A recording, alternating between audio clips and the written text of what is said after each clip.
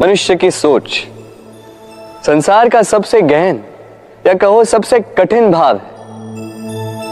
कब क्या होने के पश्चात ये मन क्या सोच बैठेगा, ये कहना असंभव है। और यही सोच कई बार हमारे मन में हीन की भावना ले आती। हम सदा हमसे ऊपर की श्रेणी के व्यक्तियों को देखते हैं, उनके जीवन का विश्लेषण करते हैं और फिर स्वयं को हीन समझ लेते हैं। इसके पास इतना धन है, इसके पास कितना बल है, और मेरे पास कुछ भी नहीं। मैं कितना हीन व्यक्ति हूं, संसार के लिए मैं कुछ भी नहीं। होता है ना ऐसा?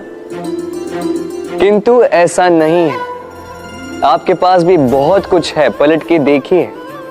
किसी भूखे व्यक्ति को केवल एक रोटी मिल जाए तो भले ही दूसरों के लिए वो अन्न का दाना होगा, किंतु उसके लिए वो भोज से कम नहीं। इसलिए जब भी मन में हीन भावना जागे, अपनों की ओर देखिए, उनकी ओर पलटिए। आपको विश्वास हो जाएगा कि भले ही आप ये मानते हो कि इस संसार के लिए आप कुछ नहीं है, कुछ लोगों के लिए आप संपूर्ण संसार है। तो जो आपका संसार है उसमें प्रसन्न रहना सीखिए। राधे राधे। कितना सुंदर पुस्तक है, सुंदर आवरण है, सजाए हुए पृष्ठ है।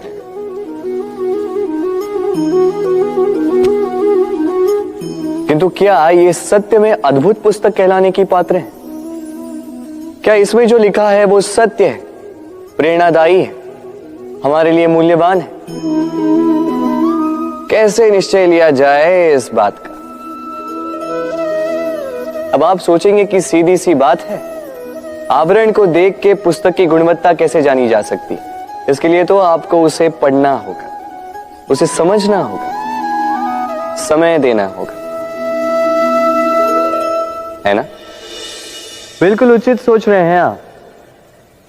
बस आश्चर्य की बात यह है कि पुस्तक के विषय में आप ये सारी बातें जानते हैं, किंतु किसी व्यक्ति के विषय में आप ये सारी बातें मन में नहीं लाते।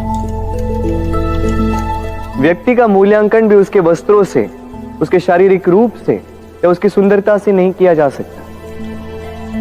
उसके लिए आपको उस व्यक्ति को पढ़ना होगा, उसे समझना होगा, उसे समय देना होगा। पर हम क्या करते हैं? पहनावे, रंग, सुंदरता को देखकर आकर्षित हो जाते हैं, उसे प्रेम समझ बैठते हैं, और आए दिन कोई ना कोई ये कहते सुनाई देता है कि उसकी प्रेम कहानी सफल नहीं हो पाई, उसे छल मिला। किंतु इसमें दोष किसी और का नहीं, स्वयं आपका है। आपने उस व्यक्ति को समय नहीं दिया, आपने उस व्यक्ति के विचार नहीं परखे। प्रेम 2 क्षण में बनने वाला पकवान नहीं है। इसका स्वाद चखने के लिए आपको जीवन भर का समय देना पड़ेगा। तो समय दीजिए, एक दूसरे के रूप से नहीं, आत्मा से जुड़ी। निश्चित ही मन प्रसन्नता से कह उठेगा, राधे राधे। भूल और मनुष्य, इन दोनों का संबंध कुछ वैसा है जैसा पंख और चिड़िया का, जैसा धारा और नदिया का।